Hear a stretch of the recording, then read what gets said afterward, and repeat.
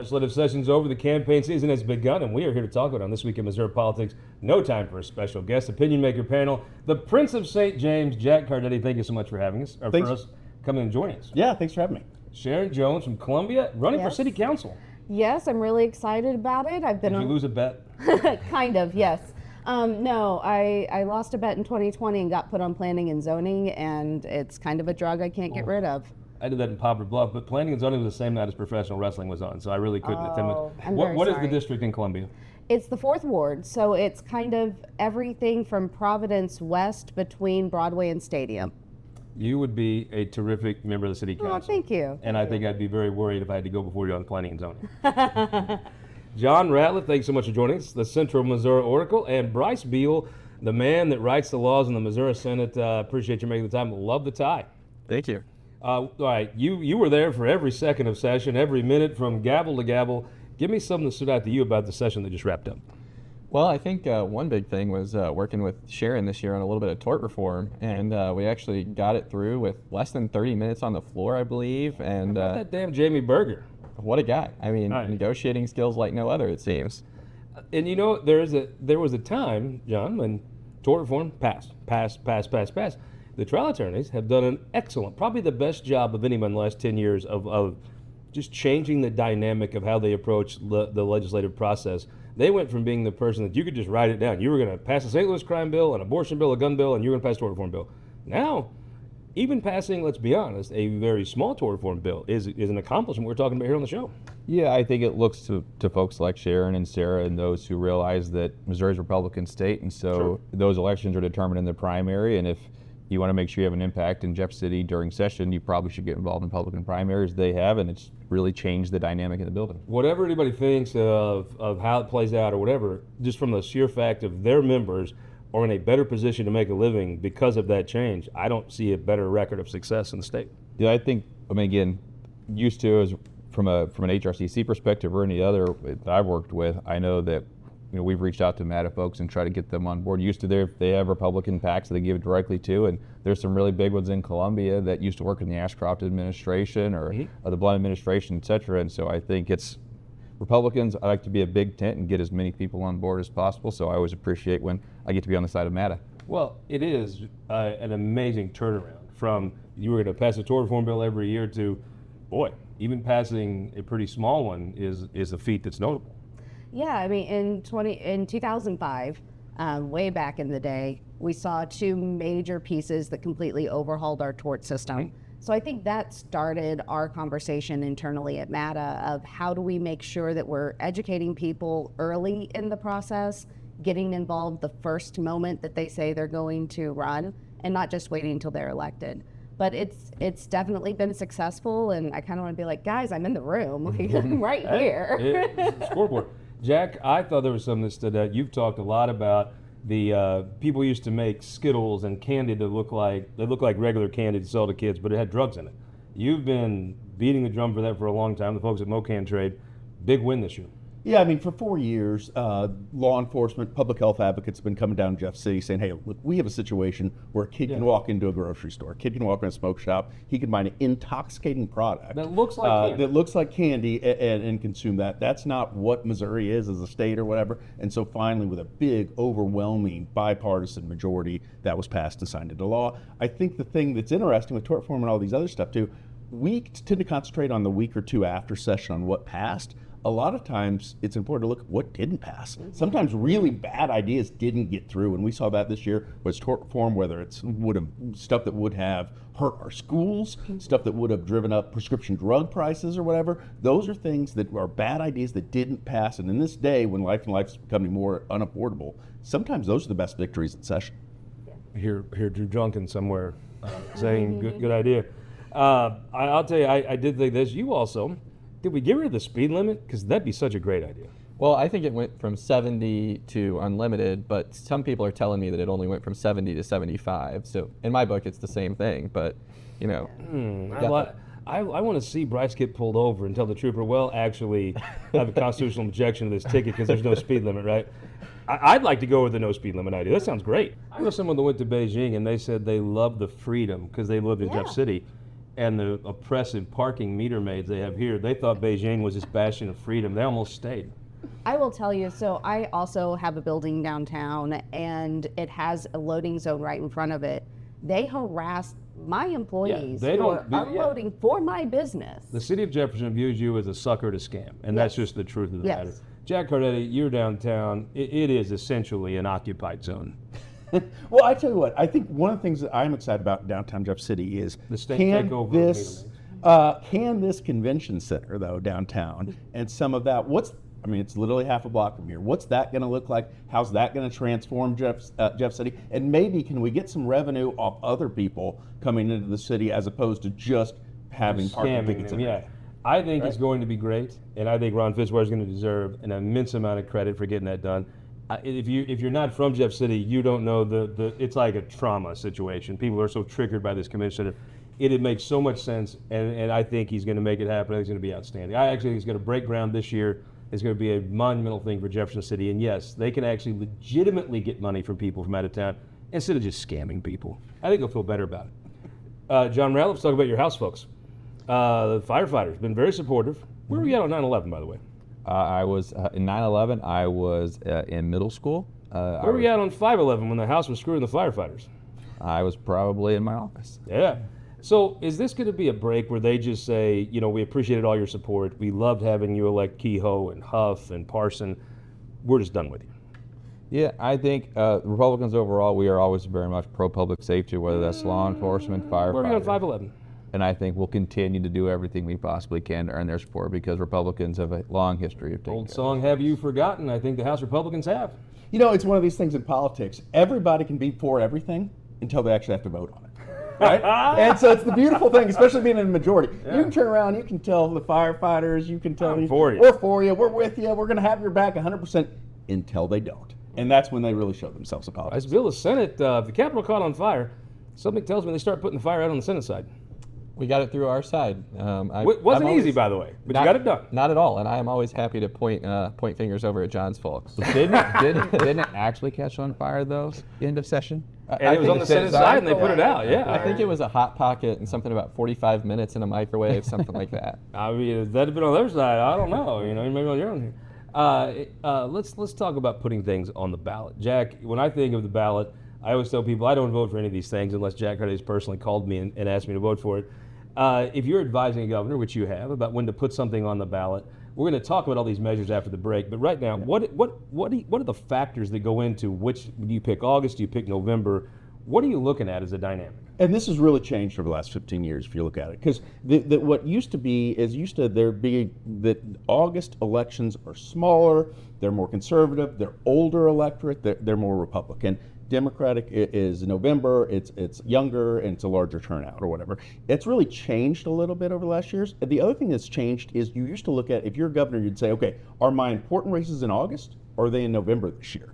Or whatever, and that's changed because the most important races in Missouri used to be in November. The most important races in Missouri are now in August. So it's really flipped this on its head, or what? But a lot of times a governor will want to say, hey, I got important stuff in November. Let's get some of these ballot initiatives out of the way, one way or the other, in August. And I think you see Governor Kehoe sort of land on that strategy on everything except for reversing the abortion ban. Sharon, what are the dynamics? If you were advising a governor, what would you tell him? Here's the pros and the cons of this issue. Where do you put it? Yeah, I mean, I think that we are in a place where people don't really know their candidates the way that they used to. They're not trying to do all of that research. They're looking at partisan labels for the most part. And in Missouri, people are kind of stuck on those partisan labels. What they are paying very close attention to are these ballot initiatives. And this year, we've got, 7 between August and random. November? Yeah. So I think that what you really have to ask yourself is, okay, here's all of the cards, right? How am I going to split these up between August and November so that I'm turning out the people that like certain things and don't like certain things? I think it's more about the content of those because I think that's what people are paying attention to, more so even than the candidates. Bryce, Beal, if you're sitting down and advising someone, what are the pros and the cons to, let's say, the income tax, the most high profile we're going to talk about after the break? What are the pros to putting that on in August, and why would you avoid November? So I think this year is a very interesting one for the income tax and the abortion one both, because you kind of see the left, opposing both of them. but then also kind of the far right. So you're trying to figure out, like, when are you going to have the most number of your people coming out to the polls to try and offset this coalition of kind of both ends of the spectrum and get the moderates to really pass the pieces that you care about. Charlie, to this point, have you just won too many? Have you made too many people in this state Republicans to keep everybody in the same boat? I think with the president and a bunch of others, the Republican Party's grown. I think as much as we have tried to grow it, I think the Democrats have helped us grow it by being so bad at their job. But your success has led you to where the Republicans now, they can't agree on anything together, right? Even cutting taxes. You have people say, I don't want to cut taxes now. It is an unwieldy group. Have you been too successful? I think it's a big boat, right? I talked about a big It is tent a big earlier boat. on. We have a lot of folks on here, and cycle after cycle, the Democrats, to be fair, have had the opportunity to check our growth, check our majority. And cycle after cycle, they figure out a way to snatch defeat from the jaws of victory. I said on your show maybe last year, a couple of years ago, it's almost like they have a loser mentality or defeatist mentality that they just don't want to win. Speaking of defeatist mentalities, we're going to come back and talk about all these ballot measures. Which one are going to have defeatist mentalities? Which are going to be winners after this? St. Louis Carpenters Union has shaped our communities. Through trusted alliances, we deliver skilled professional craftspeople while our business partners provide the kind of quality jobs that keep our economy humming. It's a blueprint that has worked since 1882. Turning Missouri into a right-to-work state stalls progress, wipes out jobs, and kills momentum. Right to work is wrong for everyone. Let's keep Missouri moving forward. Visit carpdc.org to learn more. We have a severe weather alert to report here. The storm is also bringing the threat of damaging winds and large hail. Here's the thing. When storms bear down, we step up. Ready to begin? You bet. Our teams are always ready to keep your power strong. Ameren.com/poweron. Missouri didn't build itself. For over 100 years, union laborers have built our beautiful state with skilled hands and hard work. As a union laborer, you don't just work. You earn money while you learn the trade. You could be making up to $40 an hour with top-tier benefits that will help secure the future you want. What are you waiting for? Build your career. Build your future. Build your legacy as a union laborer. Visit buildunion.com today. Thank you, Representative Ron Fowler, for voting to create thousands of new Missouri construction jobs, millions in new classroom construction, and millions more for veterans. By truly listening to voters and requiring that all Missouri gaming machines must be regulated and taxed. Thousands of Missouri jobs are at stake.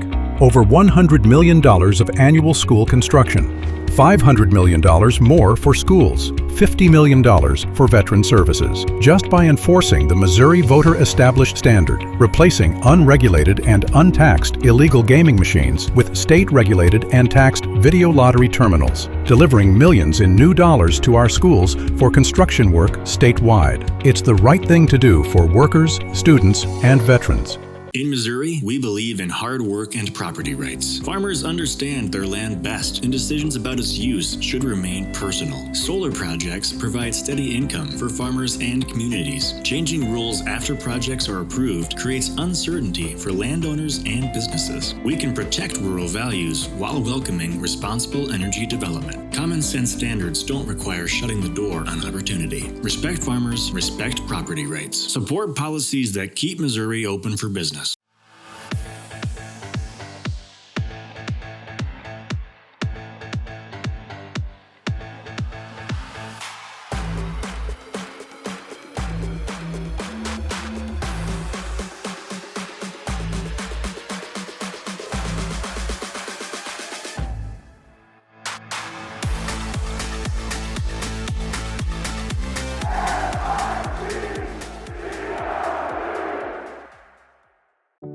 That pet store with the cute puppies in the window?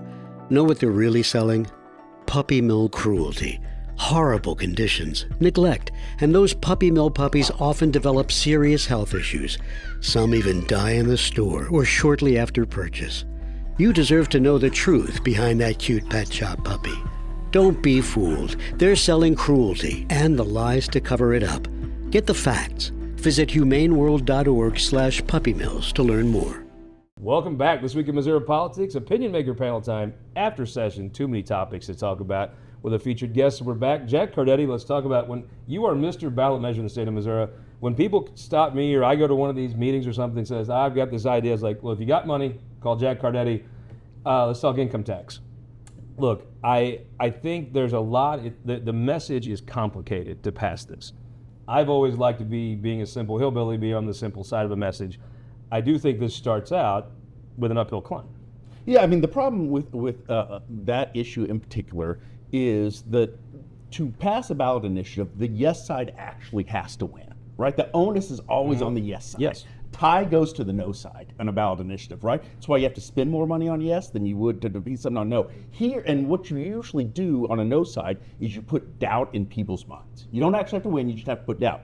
The doubt here is, oh yeah, we could get rid of the income tax, but then we're going to have to tax everything. We're going to have to tax everything that we don't tax today, and we're going to have to that. So it is a legitimate campaign tactic to say, yeah, you can get rid of that, but here's what's going to happen after that. And it absolutely will in this case, and I think that'll be the downfall of that campaign, and I think it really is really hard to get that message up over the top if you're the ones that want to see that passed. Sharon Jones, this state has stagnated for 25 years. All 25, the Republicans have been in the majority in the legislature and for a good chunk of it, the legislature and the governor's office. You got to do something, right? The only argument I don't understand is let's do nothing. I respect Kehoe for taking on the biggest issue in this state. And also, I got to be honest with you, have you heard anybody oppose this plan that's created more jobs in this state than Mike Kehoe? I mean, as a group, yes. But I think that the problem is when you're talking about job creation, you need to be talking about how do we make Missouri a place that people want to live? Because that's how you get job creators to come here. You know, we see this even on a municipal level where people don't want to go to an area where people don't want to live. So if you make the cost of everyday items more expensive, you're going to hurt job creation and job growth. Bryce, Beal, I think this is a huge, huge problem. It's the biggest problem in our state, in my opinion. We don't fall off the cliff. We don't have double-digit declines, but we lose population. We fall behind the national average. We fall behind the national average in GDP.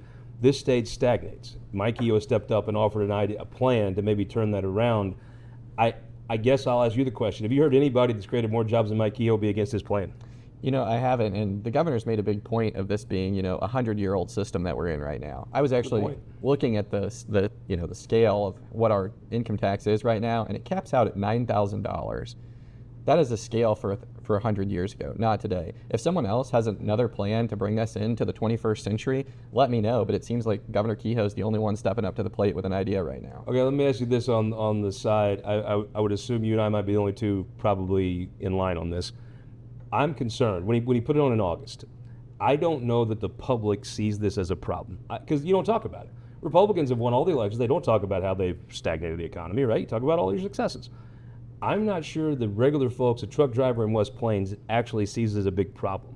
And I'm a little worried the shortened campaign, you got to convince people there's a problem and then how you're going to solve it. I'm not sure that the regular Missourians see it as a problem right now. Yeah, I mean, I would agree with you on that.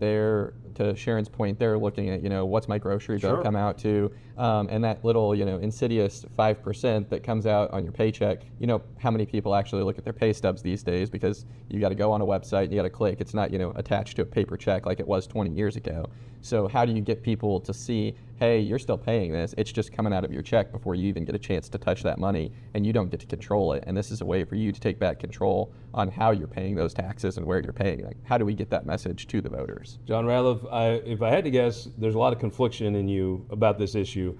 It is a complicated issue. Reasonable people that have always agreed on 95% of the things in the world can disagree on this because it's a real problem you're trying to address. It's complex, right? Yeah.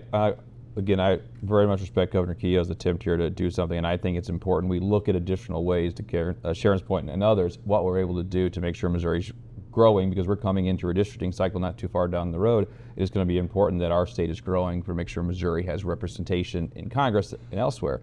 But it doesn't grow, though. On this issue, I think, 10 years ago, I was the campaign manager for the Missouri Realtors when we prohibited taxes on services, and I think Missourians overwhelmingly supported that. And I think today not a lot has changed in that. Probably why like polling right now is setting it like 60-30 against, and so it's going to be an uphill climb to your point about how far, what you're going to do to convince voters that this is the right move for them right now. And I hope after August, no matter what happens, we're able to take a real look at other forms of tax reform, whether that's on property taxes or more income tax cuts, other things that we're able to do to make sure that Missouri is growing in the right direction. I think it's going to be fascinating too here, because most small businesses in Missouri, they don't sell a product, or a good, and that's what's subject to sales tax right now. Most of them provide a service to people, right? They Quality Sunday morning television. They scrape your driveway when you're right. They mow your lawn, do all that stuff. Almost none of that is subject to sales tax right now. If this passes, it will be subject. Do those small businesses actually speak up and say? You've been all over government. I think there is some validity to the point of we do have a very, very old tax system. $9,000 doesn't seem like a logical cap. No. I also think, some of those services should be taxed. Now, I'm sure nobody wants their service taxed. I get that. But I do think there is some validity to the point of this system is old. I mean, what's 100 years ago that still works? Yeah, and so Cardinals don't even win. The solution is let's tax everything. Right, and that's the problem. When you are living in an economy that is this unaffordable, right now, you want to say, okay, I want to start looking at of my monthly budget. I'm going to start talking about, okay, that's going to cost me more. This is going to cost me more. That's going to cost me more. Nobody travels the state more than me. Last week I was in St. Charles, St. Louis, Sedalia, the Lake, and Osage County. I've met no one in this state that's created more jobs than Mike Kehoe that's against Mike Kehoe's plan. Have you? The good thing, the interesting thing about ballot initiatives and politicians is there's not that much crossover between. Mike Kehoe is a fairly popular politician here. But again, the way viewers actually see a candidate race versus what they say ballot initiatives is completely different. One of those is tribal. One of them, if you're an R next to your name or a D, how you're going to vote. A ballot initiative is totally different. A ballot initiative, you actually say, does this help me, my family, my friends, and my community, or does it not? And that's why it's different. This can't pass without Mike Kehoe delivering the win, right? Absolutely. I just don't see any other way to do that. The governor shook everyone in the state's hand when he was running, and you know what? He also said at every one of those bus stops, I was on a lot of them. I'm going to get rid of the income tax. Yeah. I'm going to take over St. Louis schools, and I'm going to do charter schools. He's done one. He's trying to do two, and I would say next year we'll be talking about the third one he does. Give me a prediction. At the end of the day, does this pass? I'm going to say razor thin, but I think it's going to pass. I think if it fails, it could fail big. But if it passes, it's going to be on the margin. What do you think? I know where you're going to go with this.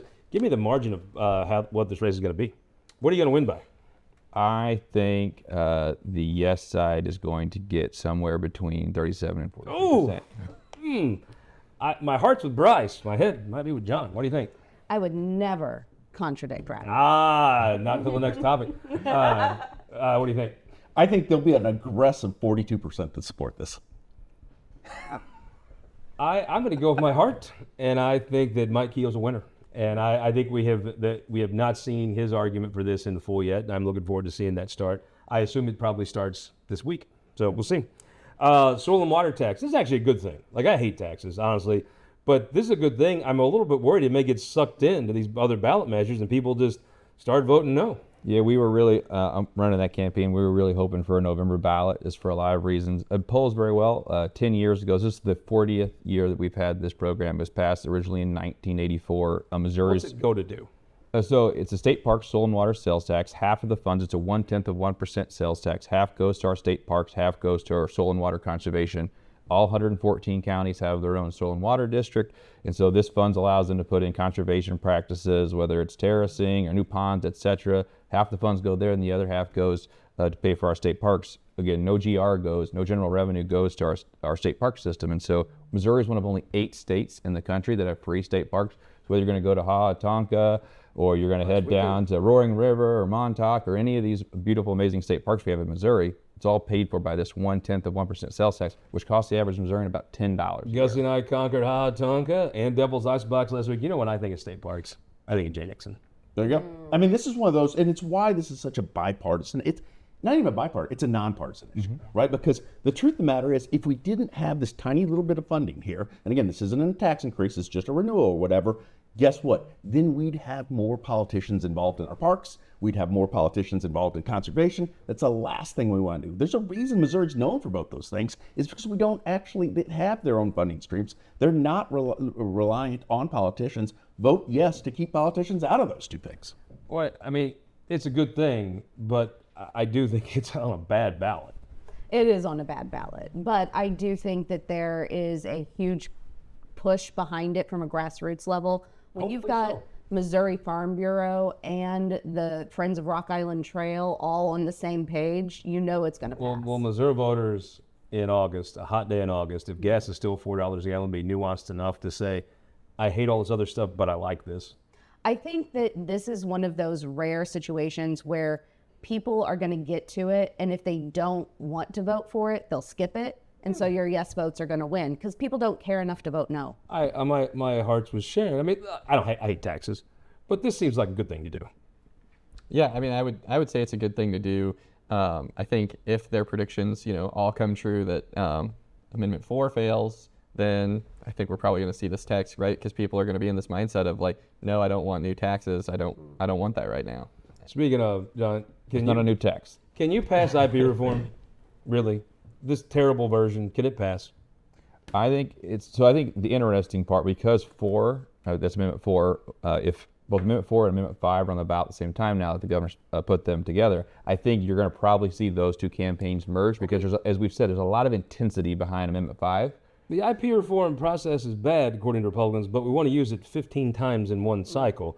It's a little bit of a challenging argument to sell, right? Yeah, I think a lot of Missourians look for, they look at what stuff's in the Constitution right now and say, do I like everything that's in there? Do I like the way it's in there? Maybe not. I think maybe they look at this particular Amendment 4 and question whether or not that is the right path forward, and if that's how they want to vote yes on that. I imagine, again, so as goes 5, so goes 4. Sell ice to Eskimos. With a minute left, Jack Cardetti, who won the week? Well, I think Amendment 4 is a very interesting thing. I think direct democracy is going to win the week here. I think 4 will go down. I think it'll go down in flames. I've saw the yes side starting to talk about vote yes on Amendment 4 to end direct democracy in Missouri.